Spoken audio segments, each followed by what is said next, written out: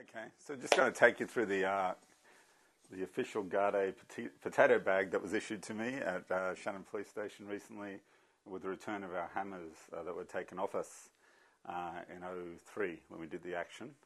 The state has such respect for private property, it gives you your stuff back. This was a new hammer. I think Damien bought this in Dublin. And what we often do is inscribe things. So Karen and Ewan, I think, this is a slogan by one of the Berrigans, or an insight rather than a slogan. If they come for the innocent without stepping over your body, cursed be your religion and your life. So that's the mattock, as we call it in Australia,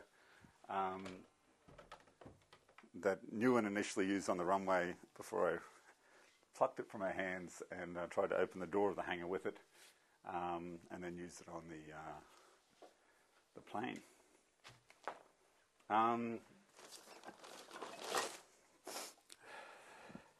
This one put a stop to war, and that would have been a hammer we purchased specifically for this action.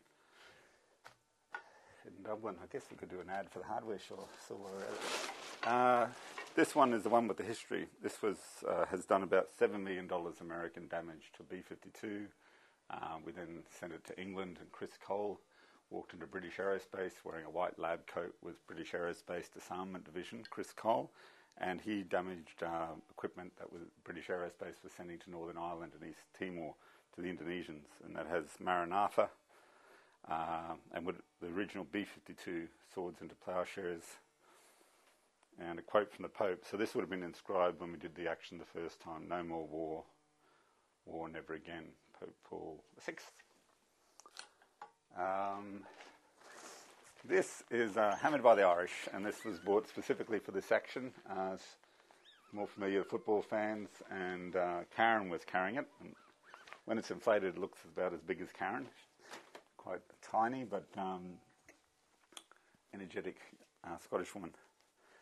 This is also inscribed by Ewan and Karen. "The war stops here," and would have been bought specifically for the action. I think that was a bit of backup, this one. Swords into Ploughshares. I think that might be Deirdre's. This one was also used on the B-52.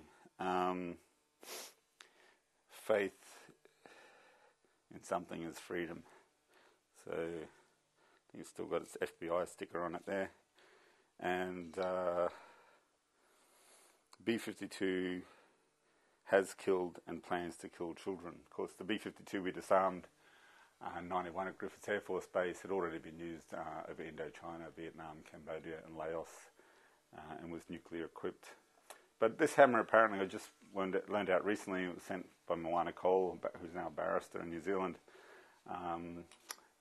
She sent it to me while I was in London after the attack on the World Trade Center and the bombing of Afghanistan, thinking I might need it. That was back in 2001, so I'd been carrying that one around 2 years before we acted at Shannon. But this one had a previous history I just learnt to.